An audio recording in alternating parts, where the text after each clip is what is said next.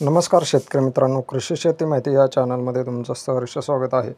तर शेतकरी मित्रांनो, आज आपण बघूया की येत्या 7 दिवसामध्ये उर्वरित जे शेतकरी राहिलेले आहेत, ज्यांच्या खात्यामध्ये पीक विमा किंवा नुकसान भरपाई आलेली नाही, त्यांचे खात्यामध्ये पैसे येणार। मग ते नेमकं काय त्याचं मागचं अपडेट आहे ते आज आपण या व्हिडिओमध्ये जाणूया। चला तर मग व्हिडिओला सुरुवात करूया। जसं की शेतकरी मित्रांनो बघू शकता, आपल्या संपूर्ण महाराष्ट्रामध्ये 3262 करोड रुपये पीक विमा मंजूर झालेले आणि त्याच्या अगोदरच जवळपास 5000 कोटींची पीक विमा नुकसान भरपाई मंजूर झालेली होती, अतिवृष्टी नुकसान भरपाई। आणि भरपूर शेतकरी म्हणजे की 95% शेतकऱ्यांच्या खात्यामध्ये अतिवृष्टी नुकसान भरपाई देखील वाटप झाली। काही 4 ते 5% शेतकरी आहेत ज्यांचे आणखीन देखील पीक विमा नुकसान भरपाई जे आहे ते आणखीन देखील त्यांच्या खात्यामध्ये पैसे पडण्यात आले म्हणजे पाठवण्यात आलेले नाहीत।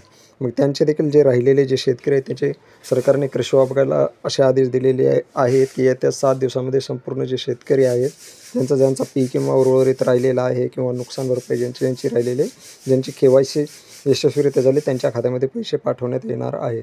जसं की सोलापूर जिल्ह्यामध्ये देखील 50 ते 60% वाटप झाले, 30 ते 40% शेतकरी राहिले ज्यांचं ईल्ड बेसमध्ये अगोदर जे 0 अमाऊंट दाखवत होते ते आता डायरेक्ट लोकलाईजमध्ये कन्वर्ट होऊन तिथे देखील अमाऊंट दाखवत आहे ना, त्यांचा देखील काहीच दिवसामध्ये म्हणजे की येत्या 7 दिवसामध्ये त्यांच्या खात्यामध्ये पैसे पडणार आहेत। नाशिक जिल्ह्यामध्ये देखील शेतकरी आहेत, बीड जिल्ह्यामध्ये देखील शेतकरी काही उर्वरित 4 ते 5% शेतकरी राहिलेले आहेत, त्यांच्या देखील खात्यामध्ये पैसे पडणार आहेत। आणि जवळपास 2600 ते 2700 कोटींचं वाटप झालेलं आहे।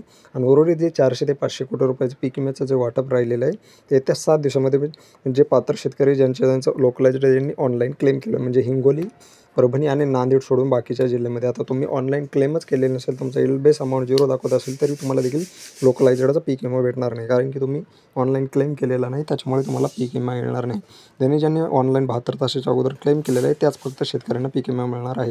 कारण काही जणांची अशी कमेंट येत आहे की आम्ही ऑनलाईन क्लेम केलेला नव्हता, मग आम्हाला पीक विमा मिळणार का?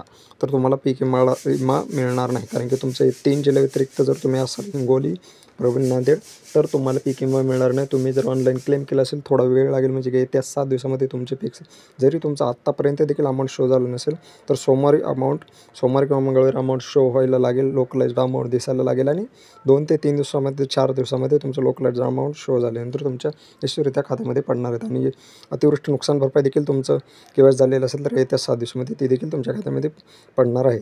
आजचा जर अपडेट शेतकरी मित्रांनो आवडला असेल तर चॅनलला सबस्क्राईब करा आणि व्हिडिओला लाईक करा। तर धन्यवाद।